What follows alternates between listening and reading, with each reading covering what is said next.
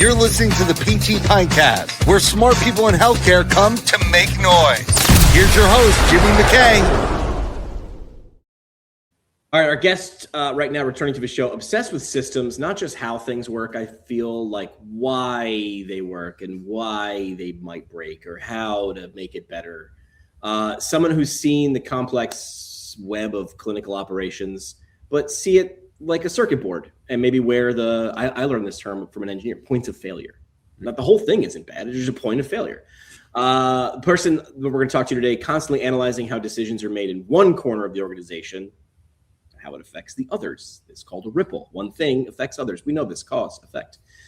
Today we talk systems thinking, clinical innovation, what happens when PTs are empowered to actually fix the things breaking under the surface before they fall. Welcome Alex Bendersky back to the show. Alex, man, good to see you. Pleasure to be here, Jimmy. This has been years in the making, and finally I get a presence here. It is truly a joy. Well, we had you on the show in DC. True. Yeah. No, we did that, the Future of Rehab Therapy Summit. As someone who went to that's Drew Contreras of APTA going, all right, let's throw a bunch of people in the room and see what happens. What would you, this is not on the script, but what would you think about that event? And then what would you hope that event feels like, smells like, tastes like 10 years from now if they keep doing it? I think it's a perfect reflection of our profession, right? Like I think during a panel, you had 5 panelists that are these brilliant entrepreneurs that are designing technology that can help MSK care. And like when it came time to question the panelists, there was like a line of 2 people. Nobody had any questions. And then when there was a commercial panel of like how to monetize this, the line was out the door. So like we just, as an industry, we care so much about commercialization. We have so little, is our profanities allowed in this episode? Or? Yeah, sure, why not? Okay, so we give so few fucks about actual content and substance, right? Like we just want to make money on it, which to me, like that, I think the entire conference was an excellent idea. But it was not the future of rehab. It was the present of rehab. If you want to do the future of rehab, you really have to look into what's ahead, not what's here. Yeah. And certainly getting a keynote speaker that sells soap is always a plus, but soap is not the future. Right. I mean, I think the guys from Source Soap are there to show you like, hey, you can have an idea and you can just do something with it. Like, I think that was a great story. It's a great human story. But I think you're right, which is like what's around. The first time I ever heard this term was from a guy, Guy Kawasaki, who I had never heard of this guy. Yeah, I'd never heard of him. And then I read his book like 10 years ago or something. And he was like employee 7 at Apple, or I don't know, top, one of the first people there. The term I'm talking about is like paradigm jumping, which is like, and he explained it in his book, which was like, I don't need you to make the widget red, even though no one's made it red. That doesn't jump a paradigm. I need you to make it wireless, or I need you to make it think for me, or predict and not react. And I remember thinking, oh yeah, that's how things how things progress, is when you, maybe an example, when Apple changes their charger every 3 years and they don't really give you the option, that's sort of the only way. You have to sort of burn the boat. You can't go back. There's no undo the update. You have to go forward. And the funny thing is 6 months later, you're like, oh, this is actually better. I actually like it better. It's like, yeah, but you had to go through the uncomfortable part of doing it. So maybe that is a good point. It's like that was a good snapshot of the present of where we are, but what is peering around the paradigm to see what comes next? It's the nudge versus sludge, right? Like nudging, like the Apple changing chargers. That's a nudge moment. Like they're nudging you into like changing something that may be more efficient. And sludge is these purposeful friction points. Like you create friction because you want to slow down progress. Because you want people to actually absorb it. Like both hold value. Like that. Yeah. The sticky shit on the floor, that's sludge. Yep. There's one that I saw, and I can't prove that it happened, but I play video games and I play Call of Duty, and they stopped sort of moderating one of the games, and they made like cheating sort of run rampant because they had a new game coming out. So they were pissing people like me off who were like, hey, I just want to be on an even playing field. Like, I know you're better than me, but like, I want to get better. But then they just allowed like auto aim, aimbot, cheating. Guys were under the map and could just kill you and you couldn't do anything about it. So I would rage quit. And I think that they're doing that because they're like, we have a new game coming. Like this game is just, hey, lad, you can't do anything about it. And I'm going, I don't know anything about programming, but I'm like, you could easily ban these people who are cheating pretty damn quick. Like, Dude, yeah. I mean, have you ever heard of a concept of planned obsolescence? yes, that's what they're doing. Planned That obsolescence. is planned obsolescence. Like the first light bulb, I think, was designed to last 100 years, and then Edison. That's not a great business model. No. Like I can't sell a light bulb to last 100 years. We need to so they spent thousands of dollars re-engineering so that it actually is going to start. Like I think same goes for all of this.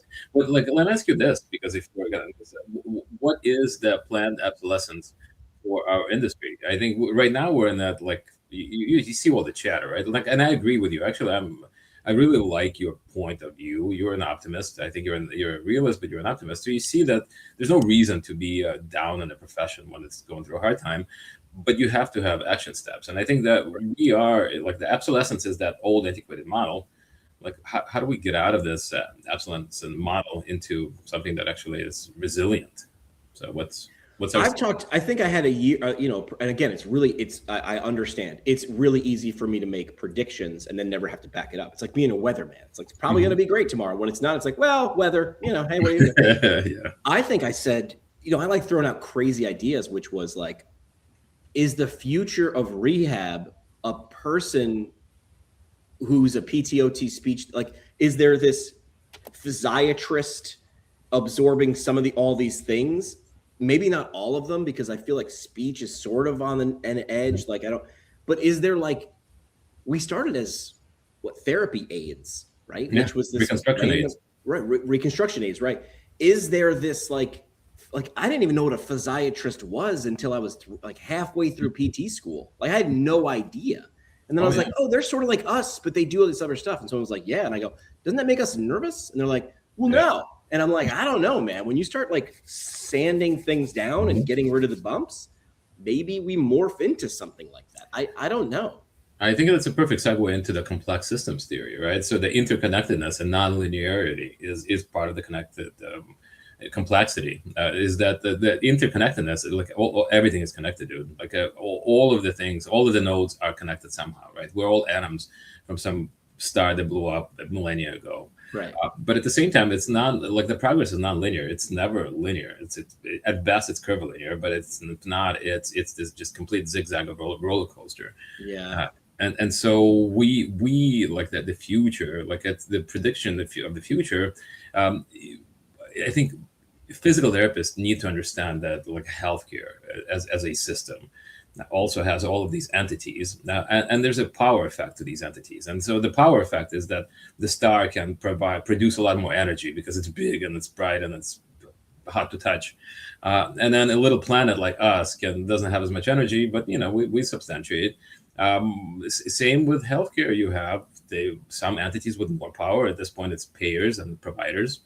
Some things have less power, like therapists and allied health professionals, and some things have even less power, right? Like, but the nonlinearity of it is if you're cruising along and if you're trying to get a little bit more, like having a higher stake at the game, then you have to understand the interconnectedness of the entire system. You have to understand what these stakeholders do, and you have to essentially, like in layman's terms, play the game, right?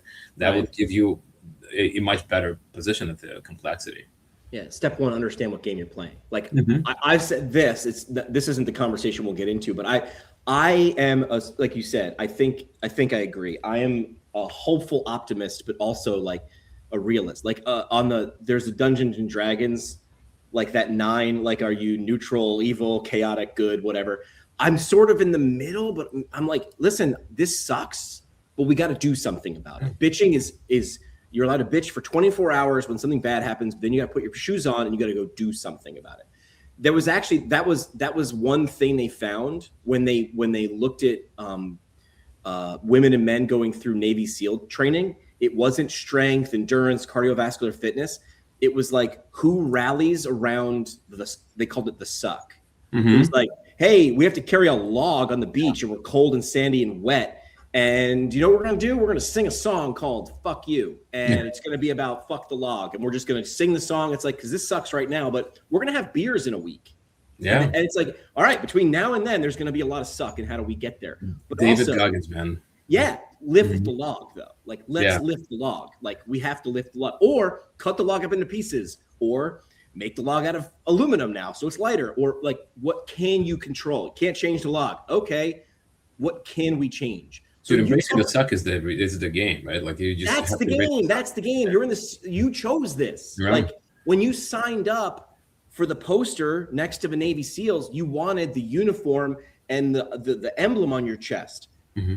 That's good. It's not bad news or good news. Mm-hmm. News is, to get it, you have to go through this. Otherwise, they just hand them out on the corner, and that's not what you want. I know you signed up for the brochure, which is I show up, I help people, I get paid, I go home. Yes. Mm-hmm. It's just not as smooth as that. There's some suck to it. And that's where the episode we did this morning was choose your heart. If you don't like this, don't do it, or change the things you can change, because there's some you can't. Medicare doesn't care. It doesn't. It's not going to listen to you. Shit. No. In 40 years, here's my prediction. It's never going to get better. It's going to be just as crappy, maybe crappier. That's my only prediction. As bad as it is, it'll get worse.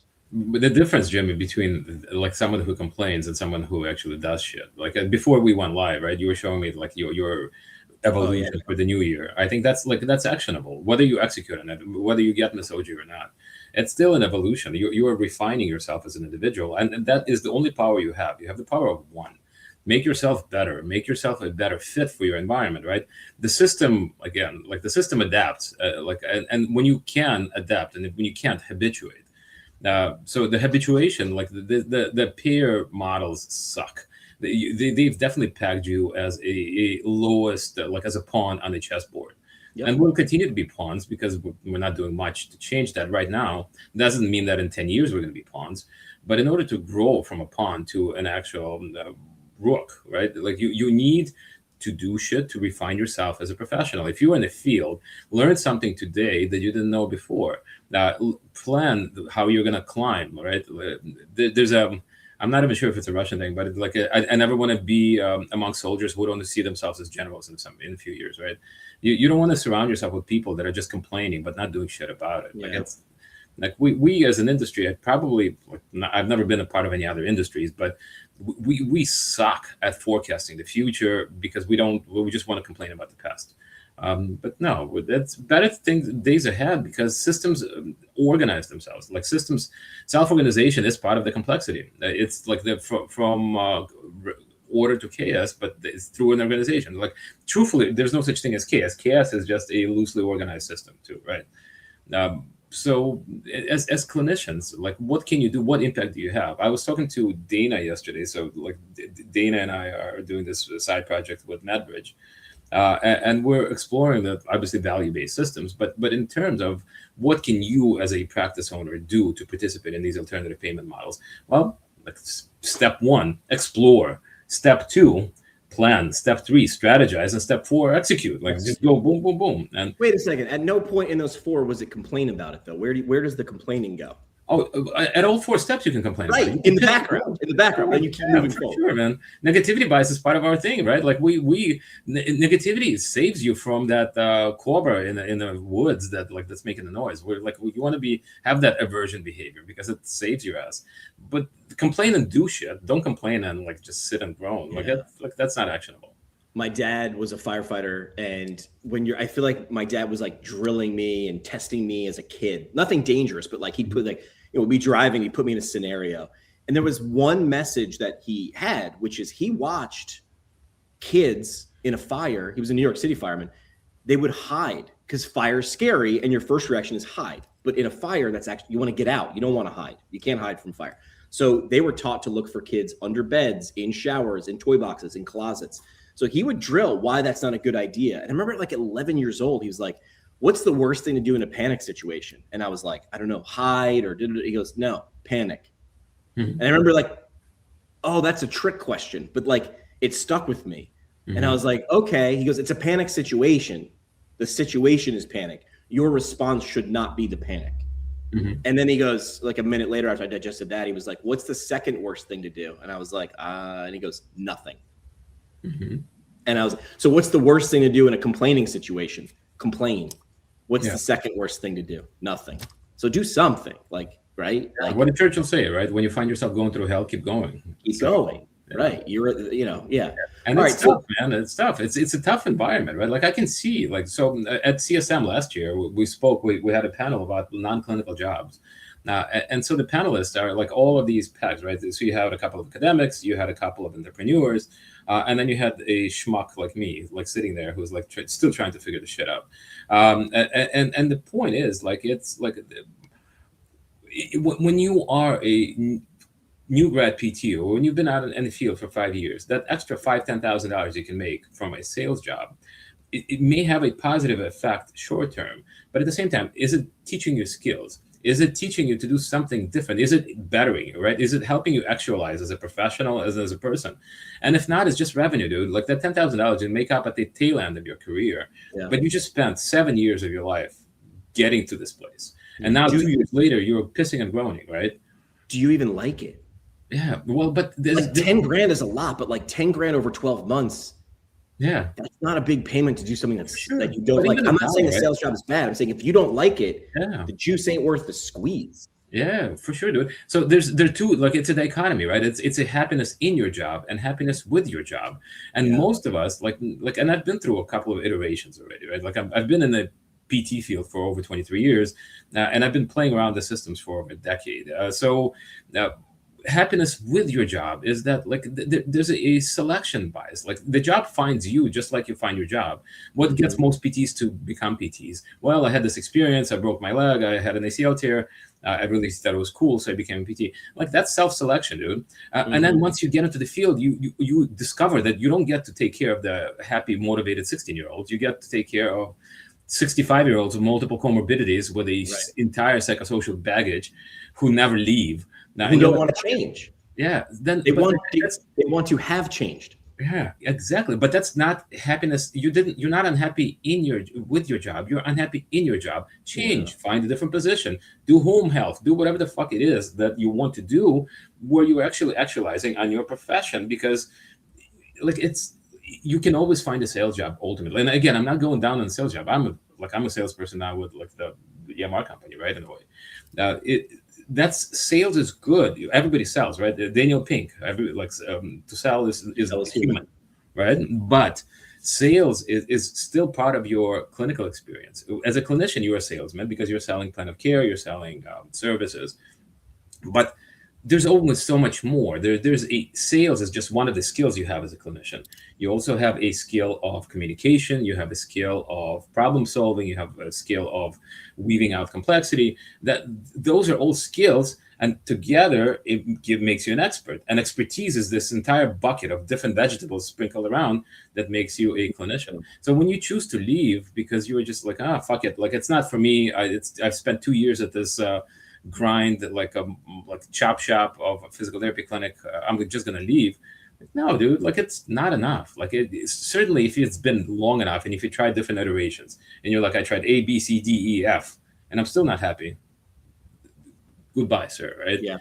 But to get to that point, you just can't react. And reactance, I think, is what we do. We're losing 10% of our workforce because we are like, I'm done with this. Like that's it. I'm reacting. I'm gonna do this. I see that there's a really nice opportunity available. I'm gonna leave. Like, is that really the right choice? Like beyond the fact, like the economic stupidity of losing $250,000, plus the earnings you did not earn because you entered the graduate training. So for every year you are paying tuition, you're not earning. So like if you look at the externalities of becoming a PT, you are like down $500,000 by the time you graduate. Yeah. But actualize, like there's so many different settings. There's so many different ways to actualize as a professional. And if nothing else, like if you can't find a setting you're happy in, open your own clinic, put a shingle on the wall. Like if you're really personable and don't have a lot of expertise, maybe you can just provide care to these like low complexity cases that like that's your niche. Like why not? But don't just like react and say, no, not for me. I'm gonna leave. So you talk a lot about in systems thinking, right? And a lot of times we think, like I mentioned, circuit boards, machines, but like where two people interact, that's a system too. And in between them is that space. So you mentioned, hey, if someone's in a clinical role or in an owner role, what are the signs? How does a PT, a clinician, or a clinic leader or an owner know when their system is breaking down? What are the early indicators? What are the canaries in the coal mine? What are the things, the signals that people should be looking for to know what to actually put their good attention towards instead of just complain? I think that for me, the number one side is psychological and intellectual safety. Okay, what do you mean by that? You have to feel safe in your workplace, and that means you have to feel safe to express yourself, and you have to feel safe to receive feedback. That psychological safety in a workplace is essential, and a lot of times not found. And the psychological safety gets destroyed through failure of initial conditions. And just as an example, if it's an initial condition where you are set up for failure in that grind assembly line therapy place, right? Because the economics are setting you up to not be successful. So you either can become a very good hustler or a very shitty bullshit artist. But you're not going to become a successful professional when the economics are set up against you, against your human capacity to provide valuable care.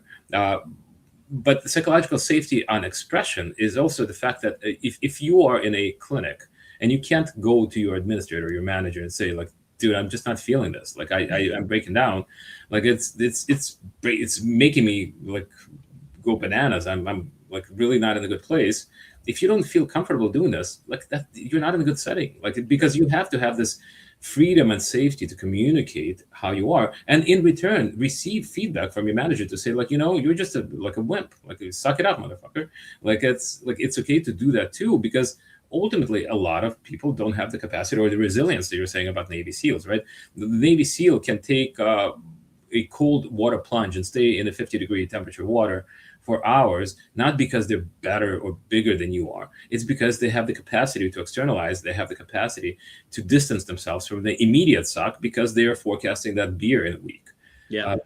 If you're in a clinic and you are being asked to fulfill a specific quota of X amount of patients per day, because ultimately you have to see patients, you have to generate revenue, you have to make the clinic profitable.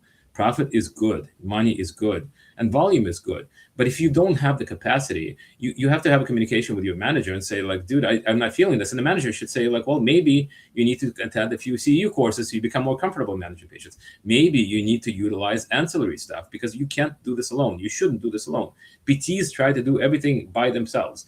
From point A to point Z. We onboard patients, we design plan of care, we designate plan of care, we execute plan of care, we complete plan of care. Why the fuck are we doing everything? We're the only profession that does that. But your clinic has support staff. Maybe have a conversation that we need to add additional support staff so they can oversee this low value or redundant care capacity. But that's communication, right? And if you don't have that safety or that capacity to talk to your peers, to talk to your superiors, find a different setting, find a different position. Right. Yeah. There's analyzing the system, figuring out what's not working and bringing a solution. And then there's also complaining that this sucks. Yeah. And one of them does not on the first iteration or one try get to a solution, but the other one definitely doesn't. I know it feels good in the moment. I've been guilty of it myself. Like, this sucks. Yeah. Everything sucks. I'm going to go home. Let's throw in the towel. But I think you bring up a good point, is if this place isn't ever going to listen to me. I've worked at places like that. Yeah. You bring up good points, Jimmy. Okay. Are we going to do anything about it? No. Yeah. Cool. I don't want to be here anymore. But to be honest, like, I'm able to dissociate, be like, got it. This boat isn't going in the direction that I want. I'm going to get off this boat. I've looked at it. I've looked at the course. It's not good. Yeah. I'm not going to yell at the person to change course. I've already tried whispering. They're not listening. Therefore, I have decided to look for a new boat. Dude, I think Annie Duke had a book called Quit, right? She was the poker player, pro poker. Like she's a poker player with a PhD in psychology, right? Like, or something like that. But quitting is not against the rules. It's not a bad thing. Yeah. Well, look, it's perfect that that she would have psychology in poker, because like folding means giving up. But we all look at poker and we're like, if you don't got it, fold. Yeah. Right. Yeah. And don't sit in a bad hand. Yeah. Because you're just gonna go. You're gonna keep putting more in, and you're gonna lose more. Seth Godin had a book, and he was smart because he writes really short books. Mm-hmm. Yeah, so then you got to buy the next book. Mm-hmm. But he had one called The Dip. Mm-hmm. And essentially it was like sort of like talking about the suck, which David Goggins, who was a Navy SEAL, talks about. And he's like, listen, I worked at a radio station. My job was like play music, give away beer and concert tickets. Like, that's a cake job, still a job. Mm-hmm. And he's like, listen, no matter what your job is, there's going to be a dip into stuff that you have to do but don't love to do, but it's got to get done because that's your job. Pick your Beck's dip. Understand, do you like this suck or not? And if you're like, this ain't for me, like if I taught elementary school students, I think I'm smart enough, but I wouldn't like that. I wouldn't like the stuff that a good elementary school teacher would like. The dip would kill me. And Seth Godin was like, it's okay to get out. Yeah. This stay with a job 30 years because you're loyal. That's not a great idea. If it's not a good fit, it's not. I don't think an employer wants you to stay for 30 years if you're miserable either. On the flip side, I don't think you have anything to give to your employer anymore after X amount of years, unless you're always growing and even in that job. That's a good point. Right? Like you don't like, and I'll use an clinical analogy, right? Like there's a law of diminishing of returns when it comes to clinical care. You know that visit 2 in a PT clinic is very different than the visit 14 in terms of what you're getting out of your encounter, because there's diminishing returns. You become indoctrinated into that structure, into that setting, but you're not getting the same level of skill as you were initially, because now you are the expert patient. Like you gain expertise as being a patient. On a job, unless your job has specific milestones, growth milestones, developmental milestones, you after a certain amount of years, you just ingrain into this minutia of monotony. Like, I'm going to do this, and then you become that assembly line worker. A neurosurgeon becomes an assembly line worker, right? Yeah. There was an article a couple of years ago, actually more than a couple of years ago, but it looked into that the diagnostic expertise and efficiency of physicians leaving residency, and they looked into that, like the diagnostic accuracy after a certain, like I think after 5 years, diagnostic accuracy plateaus, and after 10 years it wanes. Like so in a way, like you have 5 years to ramp up to become efficient, to become good, right. And then you can cruise along for a few years. You can kind of, and then you just like you stop giving a fuck, because then like, yeah, I'm a neurosurgeon. I'm gonna go get this glioblastoma out. I've done 3,000 of them. Like it's like, if you haven't learned anything, but right. I think as a neurosurgeon, you have the capacity, you have the diversity in your profession that allows you to expand to different medium. As a physical therapist, if you're working in that like assembly line outpatient clinic, you're not even seeing the diversity because you're indoctrinated into this like volume and like managing, and like you no longer get satisfaction for what you think you've entered the profession for. Then find something else. Like be your own actualizer. Yeah, I was looking at that in radio, not to bring everything back, but that's my only other experience was things were getting very homogenized. I ran a local radio station for a number of years. I made all the decisions. And then these big companies were coming in and they were buying more and more stations, and they were going, we don't need 100 dudes in 100 cities making 100 different decisions. We're going to make one decision and then multiply it by 1,000, and then you just execute. And I looked and I was like, that's not fun anymore now. I'm here to do the radio station was a giant social test in real time. Awesome. All the ideas that I have were like, this is going to be cool. And they flop. I was like, why did it flop? Or this idea, I'm like, it's not going to go anywhere. And it blows up. And you're like, why did that blow up and this didn't? And the answer a lot of times was, I don't know. Let's try it again. And they were going to take that away. And that's when I started looking for the door. I'm not going to be able to contribute to the outcome here, except also my name's on the door. So if this doesn't work, I get fired. So I take all the risk in failure and none of the reward in success. I have no part to play in either. And that was demeaning. Well, demeaning. It was just like, it was deflating. So I can tell you have layers of complexity, Jimmy. Have you ever read Nassim Taleb's Skin in the Game? No, I've heard of it though. What's that one about? Nassim Taleb, like, so it's like, I always like to read books, and then I want to read about the people who wrote these books, because that's almost just as interesting, right? Yeah, go one layer deep. Yeah, so this dude was like, he's a mathematician that entered the financial market and understood like the Black Swan events, like that the most of the catastrophic or most of the fundamental changes in the economics and in the market happened from these isolated events, like 2008, like so he has a book called Skin in the Game. Essentially, is that it's the agency and autonomy, your ability to control your environment. But then he has another one that's called Anti-Fragile, which, delicious. I mean, it's like the the book is like a cheeseburger with like some real turkey bacon on top of it.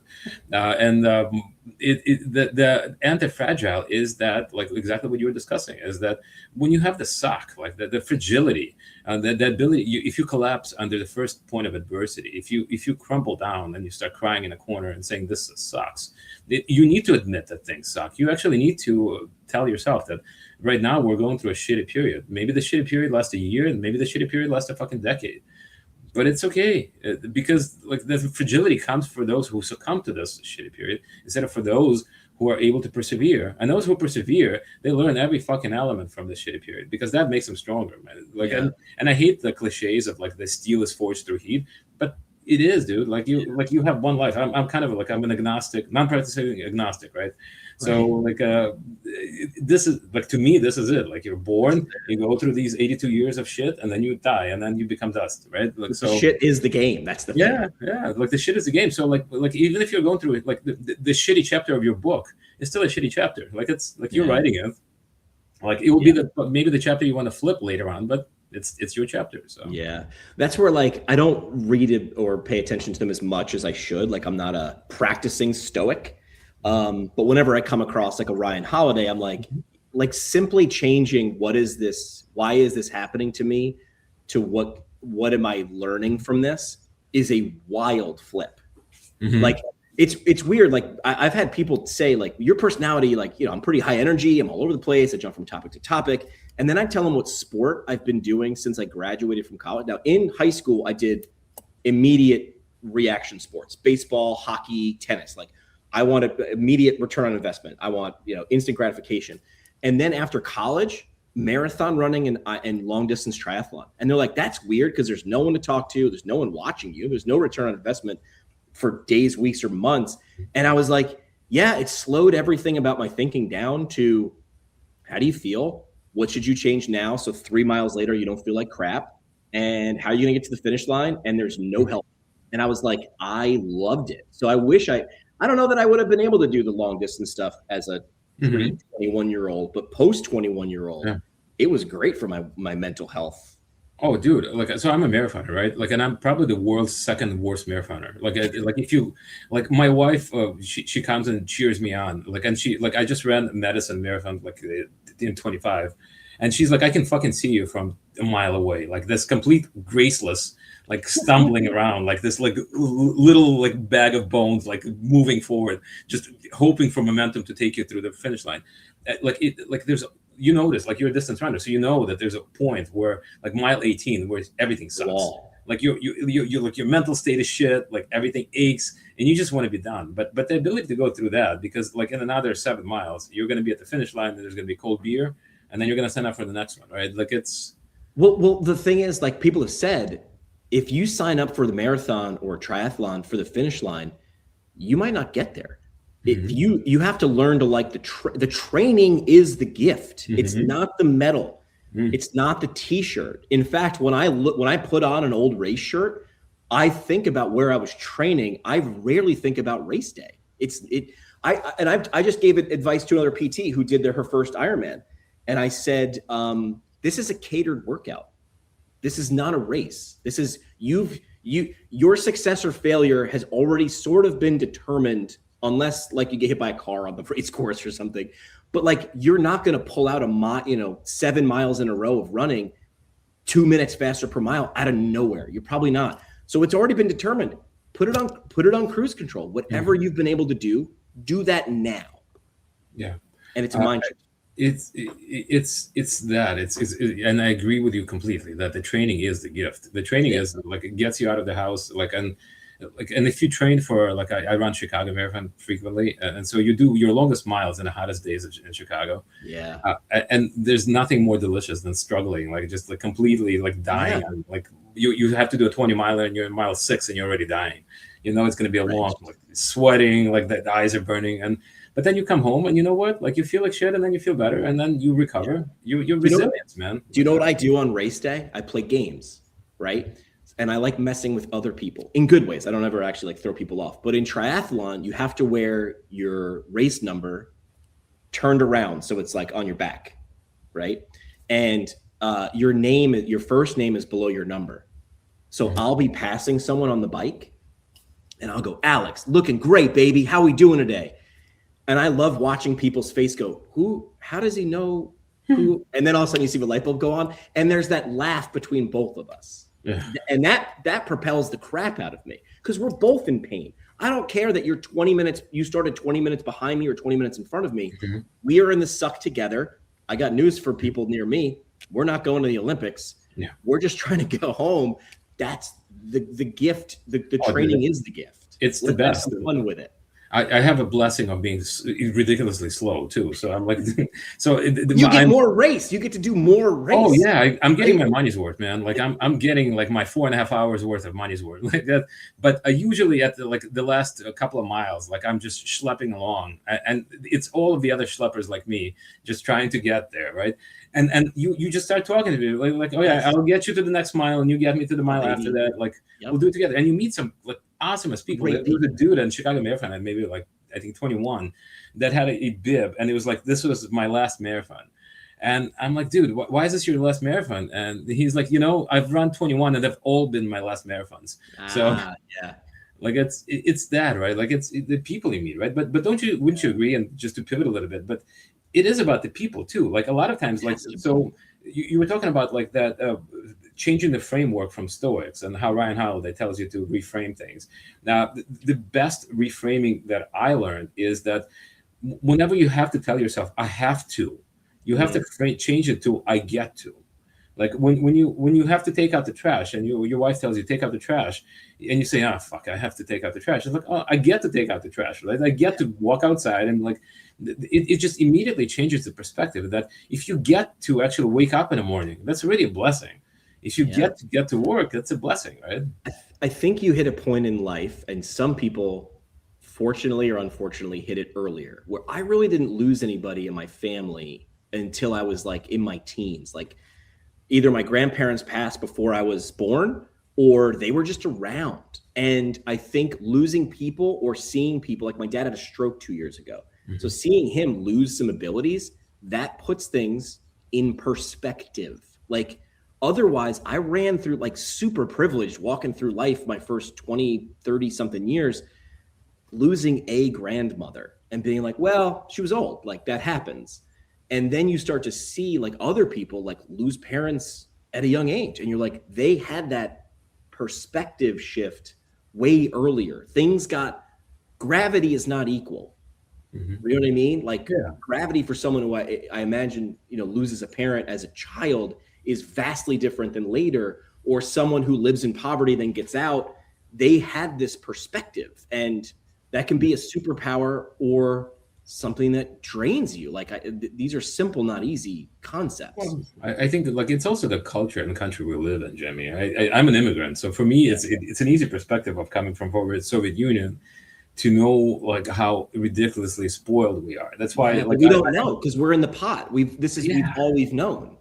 Oh, we don't, and like so. If you think about it, like my biggest blessing, my aunt who immigrated to the United States earlier would mail us like bubble gum, right? And it was such a commodity in Soviet Union to have bubble gum because like you didn't have bubble gum, so like we would chew bubble gum for days, and like in the evening because it was a sign of state, right? Like you were a hierarchy. If you had bubble gum or you didn't have bubble gum.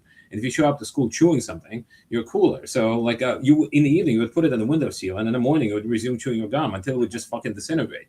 But that gum would last you days, like, and if you're careful, weeks, because like that was a privilege to have it. My first and only pair of jeans when I was a kid came 6 sizes too big. And then my grandfather had a sewing machine, so he sewed it in, and I would fucking grow into these jeans for the next 4 years. Like it would expand and would lengthen with me. But like I didn't feel neglected. I didn't feel deprived because at least I had jeans. Somebody else didn't, right? Right. And that's what you need, that perspective. It's like I could have nothing or could have something. I wore number 89 playing high school hockey because there was this player, Alexander McGillney. And he was on the famed Red Army limbs, him, Sergei Fedorov, and Pavel Bure. And I believe it was McGillney. And I didn't know this story. I just saw them as great hockey players. And I assumed, I don't know. I looked at Ivan Drago. That was my only experience with Russians, right? He had this lab where everything was great. And then there was this story where Alexander McGillney was playing hockey, and the skate was so big, he had to wear a shoe, not several socks. He had to wear a shoe in the skate, and he didn't know any different. By the time he had skates that fit, it was over. Like, you couldn't catch this kid. But if you had said, we're going to put this kid into skates that are like 9 sizes too big, it wasn't an option. Yeah. We couldn't get one that was a little tight or a little loose. He only knew just absolute uncomfortability. By the time you gave him real skates, it was over. Like, the NHL was too easy for some of those guys. But it goes into that whole embracing the suck, right? Like, sometimes the culture, sometimes it's the society that puts the suck on you. And then, like, your medium, your baseline is to be in the suck. Then it's just variable degrees of the suck. And you just want to suck a little bit less than everyone else, right? Right. But here, like, and again, it's a different perspective, but like, maybe it's immigrant optics. But we are so fucking blessed to have everything we have, right? We like on the Maslow's hierarchy of needs, we're continuously fighting over the last 2 chapters where nobody's fighting over the safety and stability. And right. It's a good point. Yeah. Like, we're not. We don't have these problems. We're creating our own fucking problems because like all the problems that you can have that people do have, we don't. We're good. Like, it's like, even when things suck, they don't suck like they do for somebody else. So I remember I planned for a triathlon in Lake Placid, and I think the race was in like September, and it was supposed to be cooler. And then all of a sudden a freak cold front came in. So now you have a bunch of people who are supposedly all about embracing the suck, right? These are Ironman triathletes doing a half Ironman. And we're standing on the edge of Lake Placid, like in the morning, ready to go, and it's cold. And Lake Placid is a very small town. I went out the day before. I was like, I didn't bring gloves. It's supposed to be 90 degrees. Like, I didn't bring gloves. No gloves in Lake Placid. So I did what my mom would have done, which is like, I cut some holes in socks, man. I just made mittens, like make mittens out of socks, right? I had lots of socks. And I remember people standing on the shore of Lake Placid. It was so cold out, but the lake was still warm. There was like fog on it, and people were bitching. And I'm like, do you think the race organizers did the weather? Like, you signed up for a hard race. I got bad news. You're probably not going to set your personal record today. But that line from, oh God, who said it?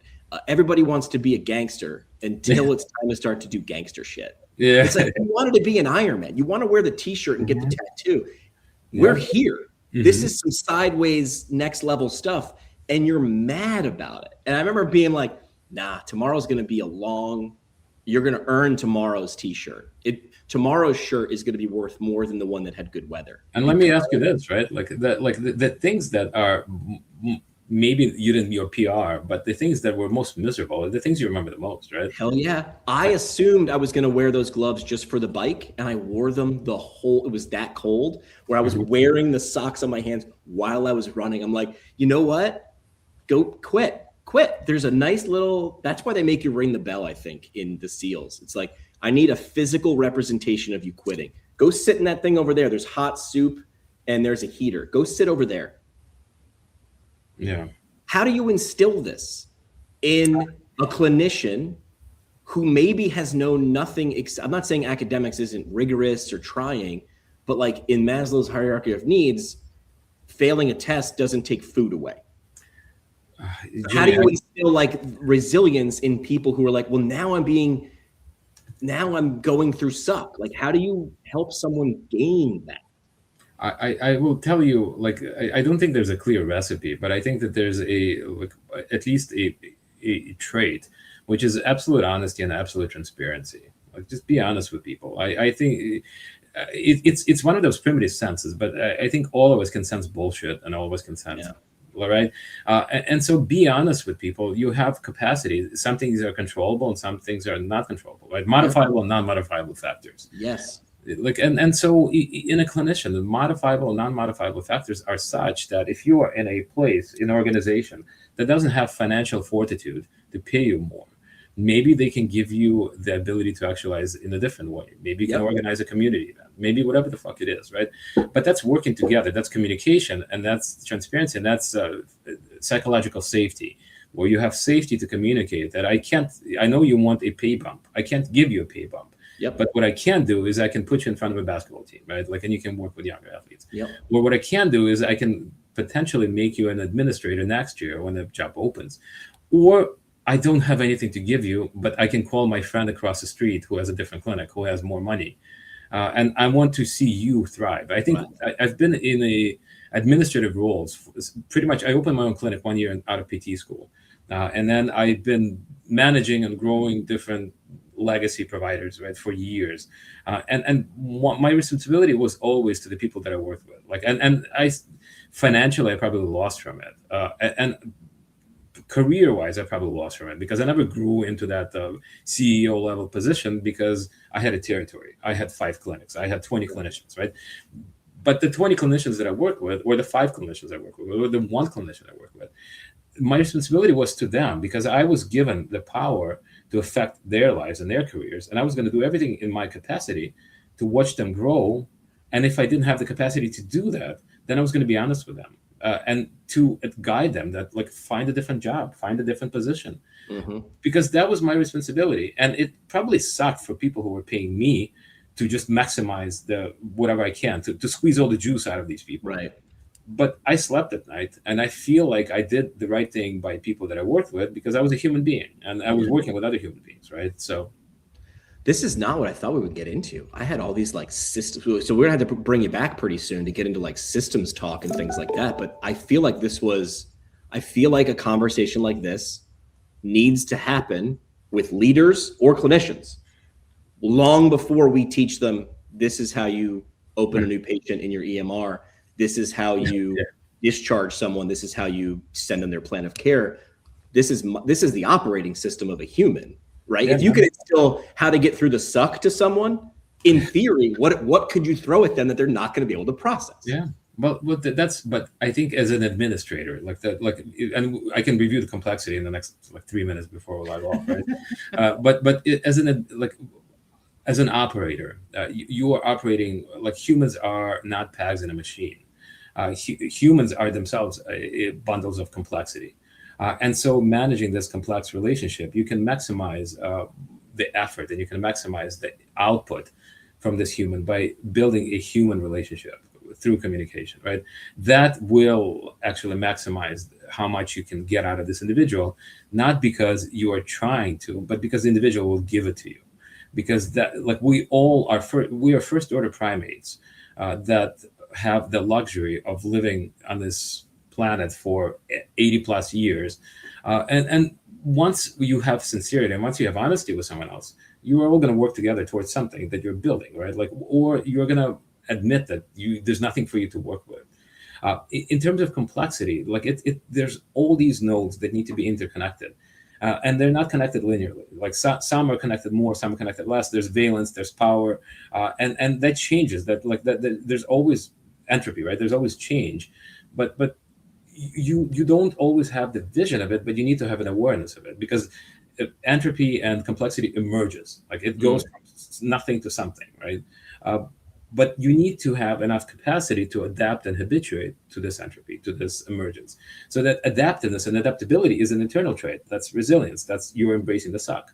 And then embrace system dynamics. System dynamics change. If you're in a system that's a rigid system dynamics are much more controlled. If you're in a system that's more of an open system dynamics are much more loosely controlled.